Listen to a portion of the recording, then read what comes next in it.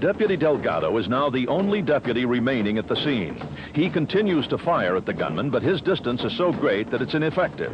The remaining 4 gunmen now reach the yellow Ford pickup that was abandoned in the northbound number 1 lane of Hamner, south of 4th. Suspect Chris Harvin gets into the driver's seat.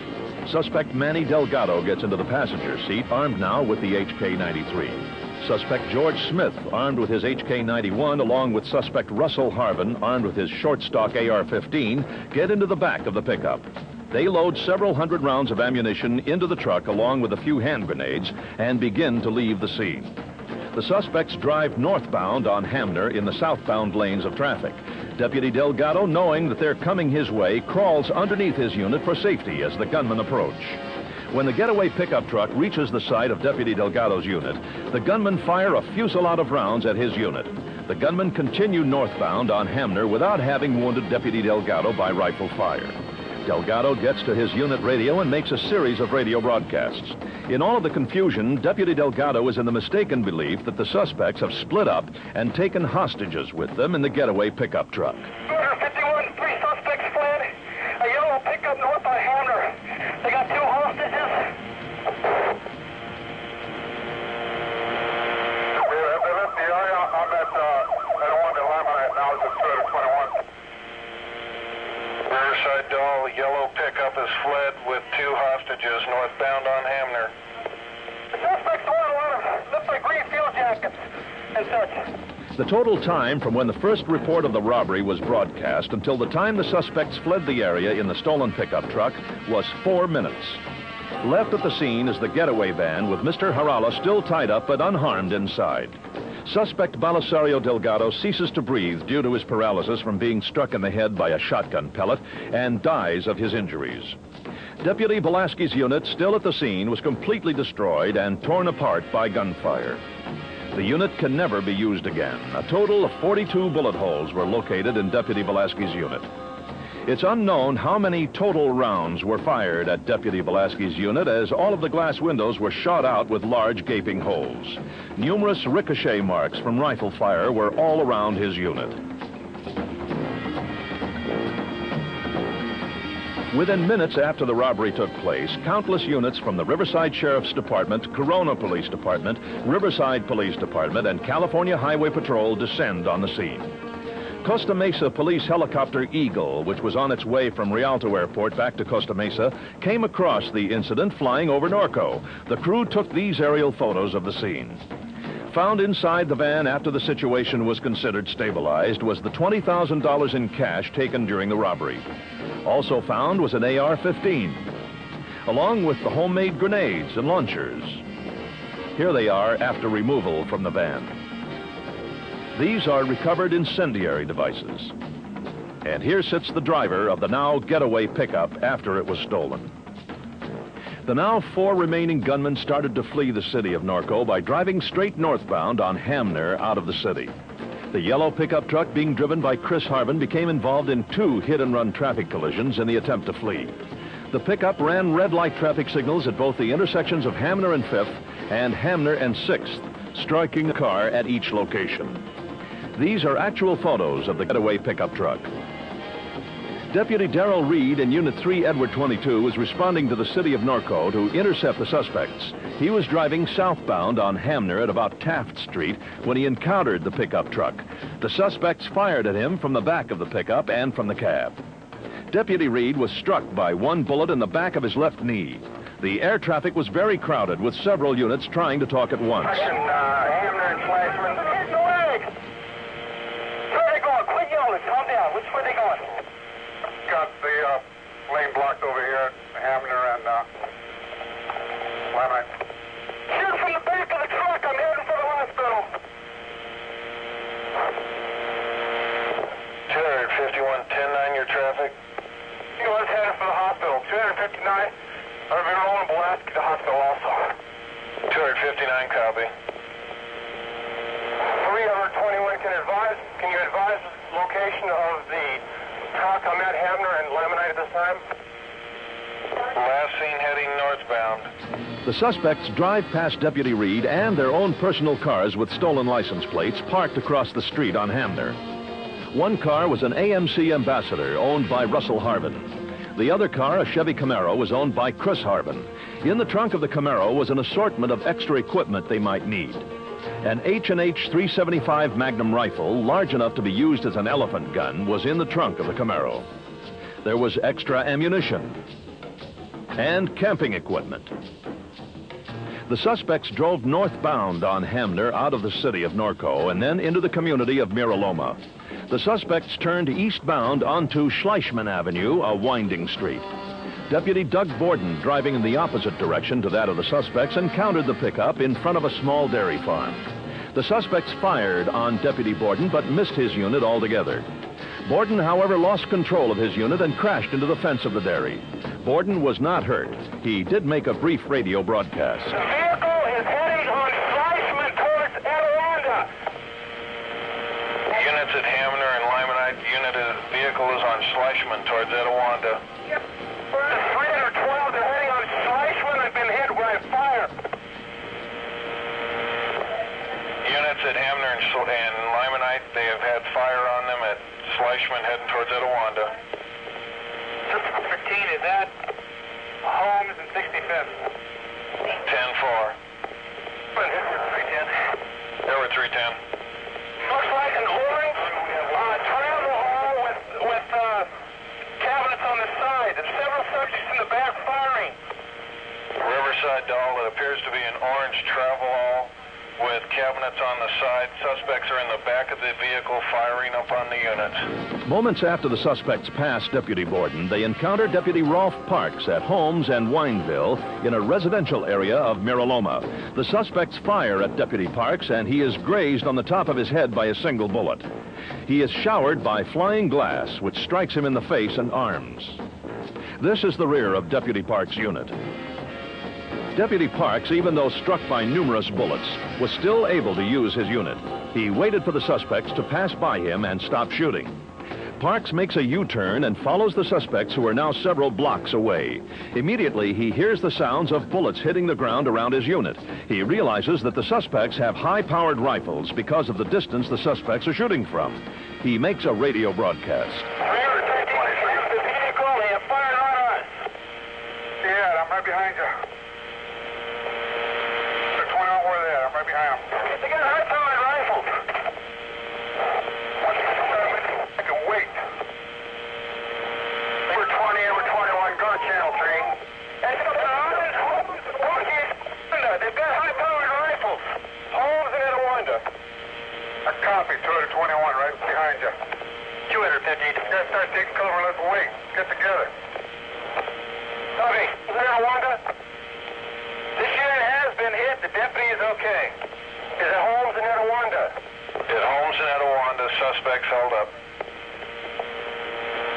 10-4, I'm at Etiwanda and Limonite at this time.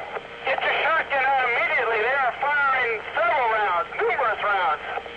10-4. Get your running on the air. The orange truck in front of me going towards Etiwanda. That's the vehicle. The suspect pickup turns northbound onto Etiwanda from Holmes and encounters 3 Riverside Sheriff units who have just arrived in this area. Deputy Parks is still pursuing the suspects, and the Riverside Police helicopter Baker 1 is also present. Deputy Herman Brown was driving southbound on Etiwanda in front of a supermarket where several groups of shoppers are present. The suspects fire upon Deputy Brown, striking his unit with rounds. He is struck by several fragments of a bullet in the left lower leg. The suspects continue northbound on Etiwanda a few more yards and encounter Deputies Wayne McDaniels and David Madden at the intersection of Limonite and Etiwanda. The suspects fire on the 2 deputies and strike Deputy McDaniels in the right shoulder with 1 bullet. Deputy Madden is unhurt. Deputies Brown and McDaniels drop out of the pursuit due to their injuries. Deputy Madden continues in the pursuit. There was so much intense gunfire coming from the suspects' assault rifles that it sounded like automatic weapons were present. Listen to the radio broadcast. She just passed them. All right. All right. Good level, we got him at Etiwanda and Limonite, still firing. Down. 10-9, you're 10-20. They're northbound Etiwanda, 53rd.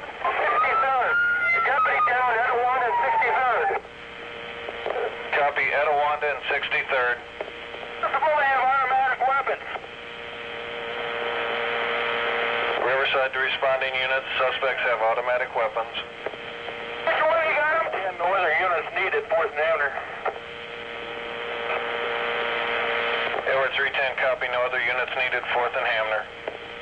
10-4, you've got them all the way. We're going to have to lay back because the amount of rounds they're firing at us. 311. 211. Getting around the hospital, pick around shoulder. 211, copy. The suspects continue northbound on Etiwanda and are pursued by Deputies Parks and Madden along with California Highway Patrol Officer Ernest. As the pursuit continued through several residential streets in Miraloma, Deputy Parks' unit is disabled by rifle fire, but he is picked up by Deputy Frank Chisholm in his unit. 13, the suspect vehicle is eastbound 54th from Etiwanda. Eastbound 54th from Etiwanda. 10-4. Head to Belgrave. You're going to Belgrave, that's a dead end. There's no wreck. You're northbound on Tross. We're going down to Belgrave. And Baker 1, they just turned right. They're eastbound again. Eastbound at this time. Edward 12 on Etiwanda. Edward 20, Riverside. They turned eastbound at the Circle K there off of Tross. They're northbound. Go, go, go, go. And off of that. Northbound, go. Northbound at this time. Northbound, my way. You got a flat tire, Rolf? I got a flat one? Pull it over here. Shotgun, come on. Deputy Madden and Officer Ernest continue to pursue the suspects northbound on Marlatt Street, then eastbound on 50th Street. The suspects now drive past the house at 10314 Marlatt, where two of the suspects, George Smith and Chris Harvin, live. The suspects do not stop and continue eastbound on 50th Street, and then northbound on Dodd Street. As the suspects near the cross street of Belgrave at Dodd, they are encountered by Deputy Russ Romo, CHP Officer Bill Crow, and Deputy Tony Reynard, who have just driven up on this location in separate units, not knowing that the suspects were on Dodd Street. The suspects begin to immediately fire on all three units in front of them. Okay, one of the units is following now. He's northbound. I don't know the name of the street. Riverside over 211. You know, 105, I believe. Over 211. Are you able to communicate with our Riverside 200. people are? Suspect vehicles are continuing north. From what Pullman advised the units on Belgrave, I believe it is, are approaching that vehicle at this time. Okay, head on.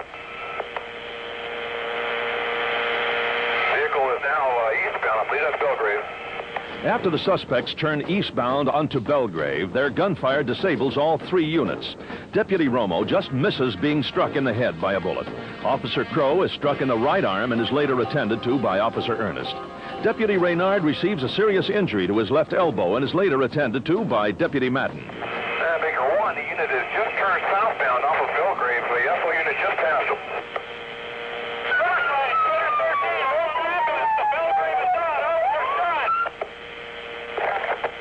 Copy, Belgrave and Dodd, officer shot. Harry 223, what's the last location? Belgrave and Dodd. 03, Wave. Ambulance roll. Nope. Ambulance responding. 220, we got an AP off the shot. Belgrave and Dodd. Ambulance en route will also roll rescue. Got it. On that last street adjacent to the canal. They're turning westbound at this time. Believe it might be Tross again. All units, Baker 1 advising westbound, possibly on Trot. As the suspects pull away from the deputies, they pass beside a civilian vehicle driving westbound on Belgrave and fire on it. The civilian vehicle is disabled, but no one is injured.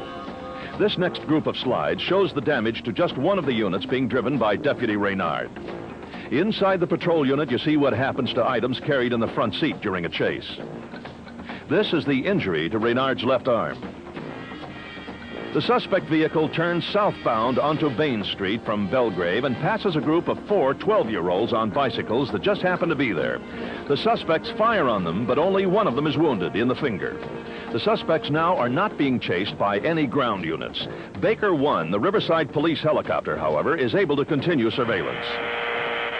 Baker 1 is still westbound, just crossed through a stop sign intersect. Everett 324. That street. Looks like it's about 1 block north of Harupa. Everett 324. 1097 here at the scene. 97 at the scene. Hey, got 2 units at Van Buren and Harupa. Where do you want it? Any unit, Port Edward 301 at 606-10-8. Control, was that another officer shot? Edward 301, that's affirmative. You need some further. 1020, man. 2 Edward 73. George 73. I am transporting officer and he's taken around in the arm to the hospital. Baker 1 continues to follow the suspects as they are not being followed by ground units.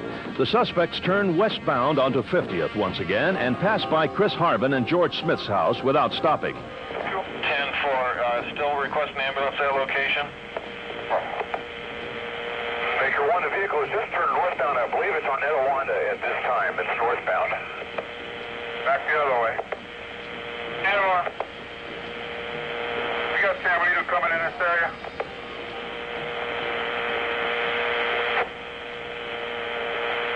And Baker 1, the vehicle has turned eastbound again off of Etowanda. Control, what's last known 1020 of suspects? They were northbound on Etowanda, just turned eastbound off of Etowanda onto an unknown street. Deputy John Zellis, a detective with the Riverside Sheriff's Department, was in a plain unit eastbound on Belgrave approaching Etowanda when he saw the suspect vehicle northbound on Etowanda and gave chase. Edward 214, I'm behind the vehicle northbound. They're hooded subjects. We just put another clip in the weapon. Fired at this officer. Edward 214, copy. Northbound, what's your cross? Just past Belgrade. Northbound, just past Belgrave. Sheriff, if you can, has Ontario been notified? Only got about 40 minutes left on fuel here. Edward 214, Edward 229, what's the description of the vehicle? It's a yellow pickup truck, a big international pickup truck. There's 2 subjects in the back. They've got hoods on, and I just saw them put another clip in the weapon. Edward 310 traffic. Baker 1 vehicle is still northbound, approaching Highway 60. Northbound at highway, coming to Highway 60. They're slowing down. There's at least 1 in the back and 1 driving, I believe there might be a passenger. Baker 1 vehicle has turned left onto Mission. He's now westbound on Mission. Westbound on Mission from Etowanda.